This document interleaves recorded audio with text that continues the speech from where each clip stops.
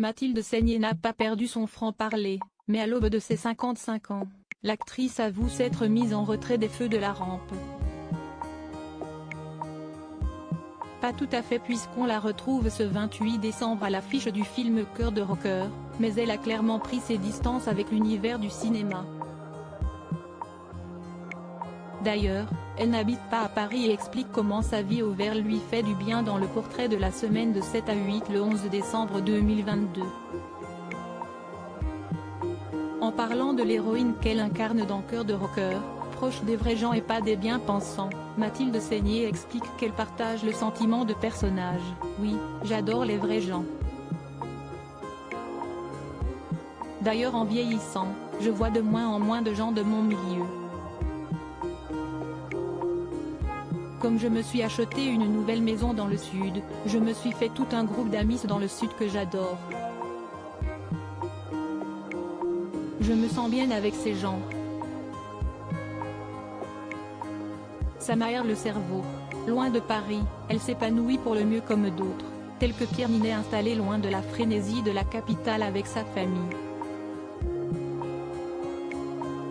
Lassée par l'actualité dans son havre de paix dans le sud de la France, Mathilde Seigner a pu observer de loin une polémique en particulier, celle qui a frappé sa grande sœur, interviewée par 7 à 8 il y a quelques semaines à propos de son livre autobiographique Une vie incendiée dans lequel elle parle des accusations à l'encontre de son mari Roman Polanski. La journaliste Audrey Crespo-Mara a d'ailleurs peut-être tenté de faire une allusion en voulant faire débattre son invité sur la libération de la parole des femmes, sous-entendu le mouvement #MeToo qui n'a pas épargné son beau-frère cinéaste. Elle répondra tout simplement, oui si est bien, mais il faut pas de dérive. Au cours de son portrait, elle évoque son fils de 15 ans, né de son couple avec le cadreur Mathieu Petit, qui porte le prénom de son illustre grand-père qu'elle adorait, le comédien Louis Seigner. Un garçon qu'elle décrit comme très mature, il n'a pas le même point de vue, il est d'une autre génération. Elle acquiesce en disant que les discussions doivent être animées chez les Seigner. Un grand garçon qu'elle a eu envie de voir grandir, ce qui explique sa volonté de s'éloigner du 7e art mais ce n'est pas la seule raison.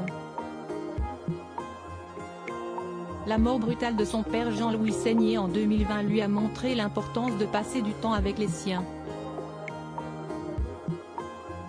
Ça aussi ça calme et relativise bien les autres coups qu'on peut prendre, explique celle qui, par son franc-parler, suscite des réactions fortes.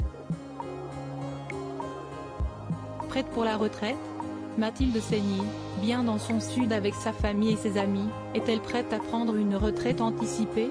J'ai très sincèrement encore besoin de gagner ma vie, explique-t-elle en toute honnêteté, mais précise que tourner ne lui manque pas.